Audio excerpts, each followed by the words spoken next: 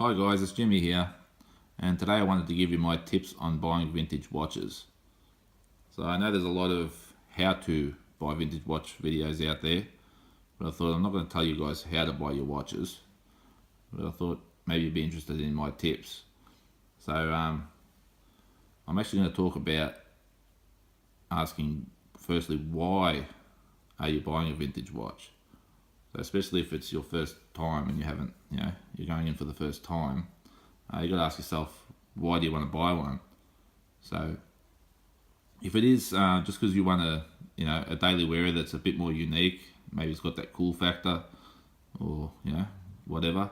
All the things I talk about with vintage watches, like originality and condition, are not as important, because if you're going to be wearing it every day, if you've got something that's 40 plus years old, completely original, and you're wearing it every day, you could run the risk of devaluing that piece by something going wrong with it, namely the hands in the watch.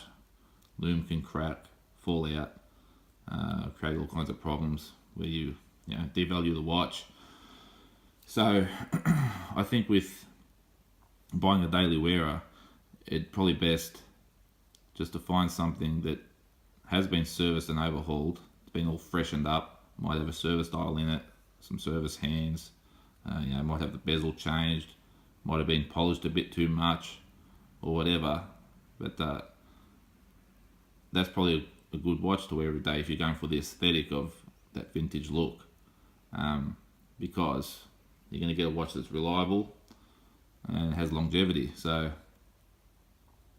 I think that as a daily wearer, that's a good idea, because you're going to get it at probably 2/3 to half the cost of a completely original watch, but you're going to get it with all the reliability of a new watch.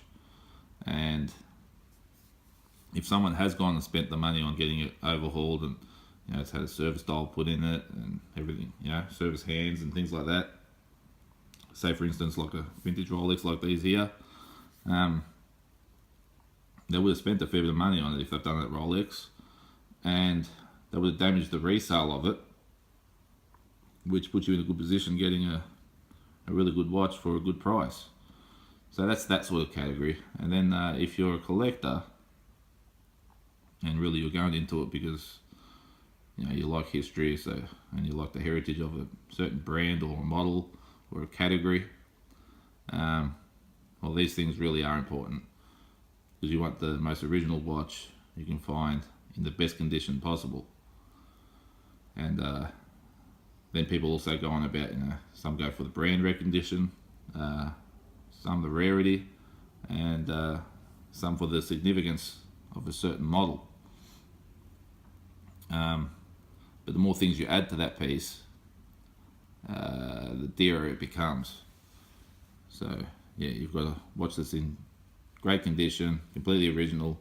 Then if that's quite a rare watch and it's quite a significant watch, the price just keep going up and up. So, and then if you get it as a full set, that's really the pinnacle.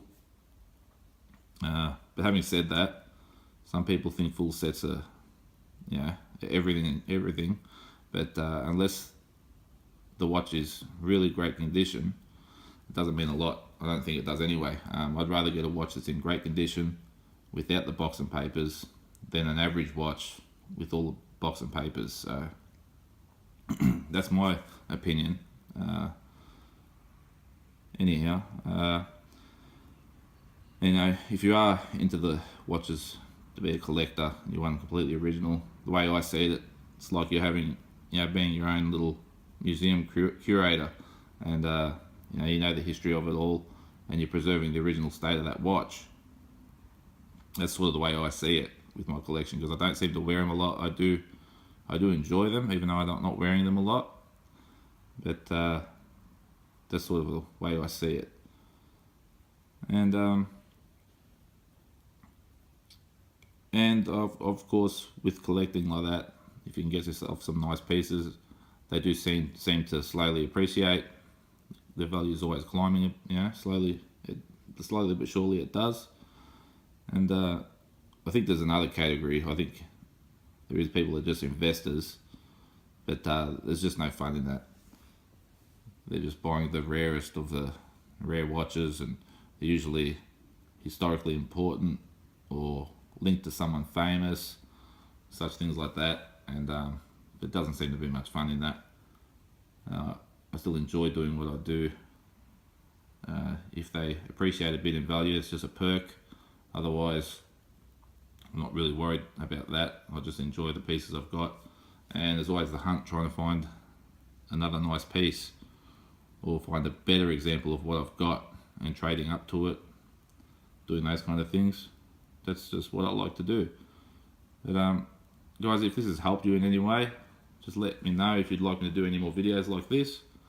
And till next time, I'll see you later.